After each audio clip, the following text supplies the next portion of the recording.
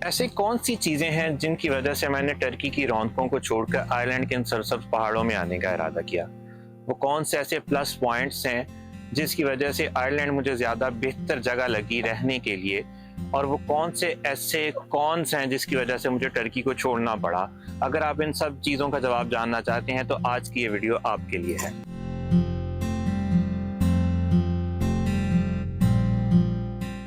अस्सलाम वालेकुम everyone, welcome back to my YouTube channel. मैं हूं अदील और मेरी मल्टीवर्स में आप सबको खुशामदीद। आज की इस वीडियो में बात करेंगे कि मैं जो है वो क्यों रिलोकेट किया टर्की से आयरलैंड में। अगर मैं अपनी स्टोरी के बारे में आपको थोड़ा सा बताऊं तो मैंने 2020 के जो है एंड पे मैं टर्की गया था, टर्की मूव किया था।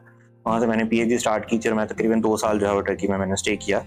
उसके बाद 2022 में जो है मैं मूव कर गया आयरलैंड में। तो आज की वीडियो में डिस्कस करेंगे कि वो कौन से फैक्टर थे जिसकी वजह से जो है मैं आयरलैंड को प्रेफर किया as compare to Turkey.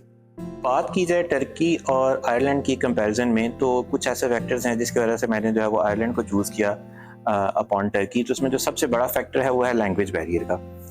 Turkey में जो बेसिक लैंग्वेज है वो टर्किश लैंग्वेज है, जो कि ऑल्दो एक एक्सट्रैक्शन है अरेबिक और उर्दू का, लेकिन still that is a very different language. और हम जब टर्की में आते हैं तो हमारे लिए एक बड़ा मुश्किल काम होता है टर्किश लैंग्वेज को सीखना। और अगर हम रोज़मर्रा ज़िंदगी के बारे में बात करें, जो कि टर्की में रोज़मर्रा लाइफ है, उसमें अगर आप टर्किश नहीं बोल सकते अच्छे तरीके से तो आपके लिए सर्वाइव करना जो है बहुत ज़्यादा मुश्किल है। क्योंकि इंग्लिश मतलब जैसा कि अगर आप पाकिस्तान की बात करें, तो अगर आप अंदरून लाहौर में जाएँ और जाके किसी के साथ इंग्लिश बोलने की कोशिश करें तो वो लोग वहाँ पे इंग्लिश को नहीं समझ पाएंगे। तो आपके लिए वो ऐसे ही आप एक गूंगे बहरे की हैसियत से जो है वो रखते होंगे वहाँ पे। तो इसी तरह के कुछ मामलात जो हैं वो टर्की में हैं। अगर आप टर्किश लैंग्वेज नहीं बोल पाते तो बहुत ज़्यादा मुश्किल है आपके लिए जो है वो टर्की में सर्वाइव करना। तो सबसे बड़ा जो फैक्टर था वो लैंग्वेज का था। तो आयरलैंड में जब हम आते हैं तो आयरलैंड में क्योंकि बेसिक लैंग्वेज जो है वो इंग्लिश है, या आपके डेली लाइफ से लेके आपकी जितनी जो ऑफिशियल लैंग्वेज है वो सारी की सारी इंग्लिश में है, इवन कि आपकी स्टडीज़।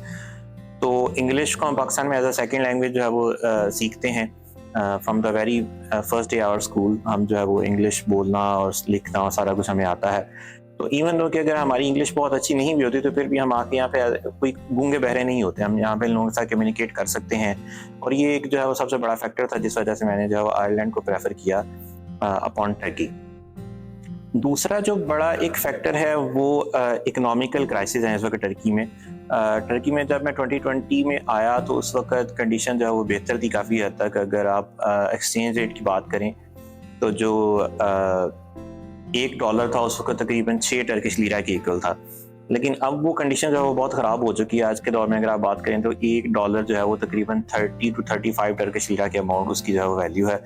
5 से 6 गुना जो है वो इसमें प्राइस में फ़र्क आया है। और यही 5 से 6 गुना अगर आप बात करें तो इन्फ्लेशन जो है उसमें इजाफा हो गया हुआ है। अगर आप सादा लफ्ज़ में बात करें तो जब मैं टर्की में गया तो 1 लीटर दूध जो है उसकी कीमत तकरीबन 6 टर्किश लीरा थी और अब वो तकरीबन 30 से 36 टर्किश लीरा तक जो है वो चला गया हुआ है। तो इन्फ्लेशन जो है वहाँ पे बहुत हाई है। ऑल्दो वहाँ पे सैलरीज जो है उसको बढ़ाया गया है, लेकिन वो सैलरीज जो है इतनी ज़्यादा नहीं बढ़ सकी कि उस इन्फ्लेशन पे जो है वो प्रॉपर तरीके से काबू पा सके। सेकेंडली, जब आप पाकिस्तान से आते हैं टर्की में तो आपका जो मेन गोल होता है वो यही होता है कि आप कुछ अर्निंग करेंगे और उसके साथ साथ कुछ सेविंग भी करेंगे। लेकिन टर्की में इन्फ्लेशन इतनी हाई है कि आप जितना अर्न करते हैं उससे आप ऑल्दो अपनी वहाँ पे लाइफ जो है उसको अच्छे तरीके से स्पेंड कर सकते हैं, लेकिन आपके पास किसी किस्म की जो है वो सेविंग जो है वो नहीं हो पाती।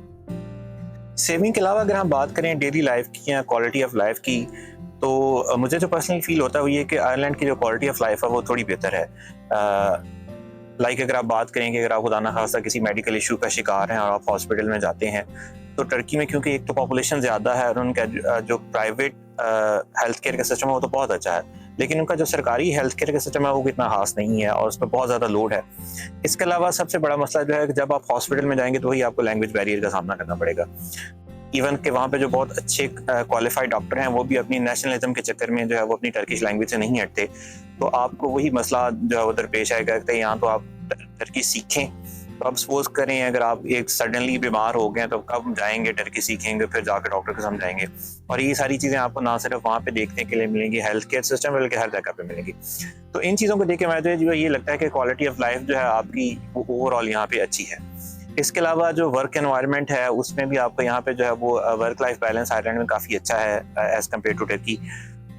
और उसके अलावा जो है वो वहाँ पे क्योंकि नेशनलिज्म बहुत ज़्यादा है टर्किश लोगों में, तो उस नेशनलिज्म के चक्कर में जो है ना आपको वहाँ पे कुछ थोड़ी सी ज़्यादा रेसिज्म देखनी मिलती है। टर्की जो है अगर आप उसकी हिस्ट्री पे बात करें तो ये वो लोग हैं जिन्होंने एक लंबा अरसा जो है वो पूरी दुनिया पे रूल किया, तो उनके अंदर से वो एक गुमान टाइप की जो चीज़ है वो अभी तक नहीं जा सकी और हमें जो है वो एक किस्म की थर्ड वर्ल्ड कंट्री जो है वो उसको कंसिडर करते हैं।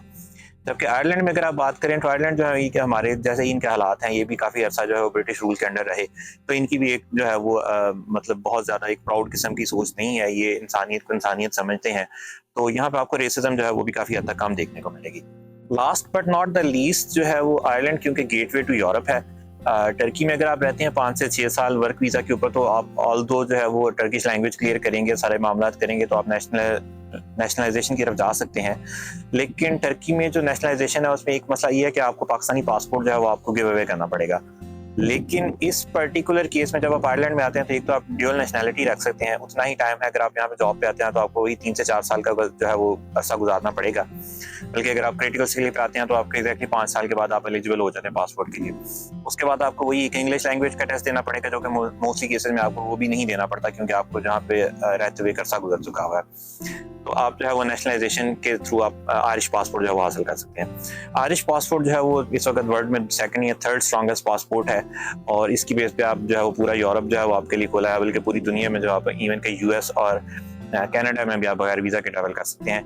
लेकिन टर्किश पासपोर्ट जो है वो इतना वर्दी नहीं है कि उसके लिए आप पाकिस्तान छोड़ें और वहाँ पे आए एक लंबा अरसा गुजारें और उसके बाद जो है पासपोर्ट हासिल करें। इसके अलावा अगर आप स्पेसिफिकली एजुकेशन या वर्क के लिए आ रहे हैं तो एजुकेशन या वर्क के पॉइंट ऑफ व्यू से जो अपॉर्चुनिटी है आयरलैंड में वो ज़्यादा है एज़ कम्पेयर टू टर्की, क्योंकि टर्की के कुछ जो है वो स्पेसिफिक रूल्स हैं कि अगर आप किसी कंपनी में आते हैं तो गवर्नमेंट की तरफ से रिस्ट्रिक्शंस हैं कि पहले कितने लोग जो हैं वो कंपनी में लोकल्स होंगे, तो उसके बाद वो फॉरेनर्स को हायर कर सकते हैं। जबकि इस तरह के कोई रूल जो है वो आयरलैंड में नहीं है। आयरलैंड की अगर आप कंपनी में आते हैं, आपकी एक अच्छी प्रोफाइल है, तो कंपनी आपको हायर करेगी और आपको स्पॉन्सर करेगी। तो ये एक ओवरऑल कंपैरिजन था टर्की और आयरलैंड के बीच में। अगर आपका भी इसी तरह का कुछ एक्सपीरियंस है, आप टर्की में जो है वो रह चुके हैं या आप टर्की में घूम फिर चुके हैं, उसके बाद आप आयरलैंड या यूके में आते हैं, तो आप भी अपना एक्सपीरियंस जो हमारे साथ शेयर करें। कमेंट बॉक्स में मुझे बताएं कि आप किन चीज़ों के साथ एग्री हैं और कौन सी चीज़ें जो आपको लगता है कि उनको एग्जैजरेट किया गया। So thank you so much guys for watching my video. Please like my video and subscribe to my channel. See you in the next time. Bye bye.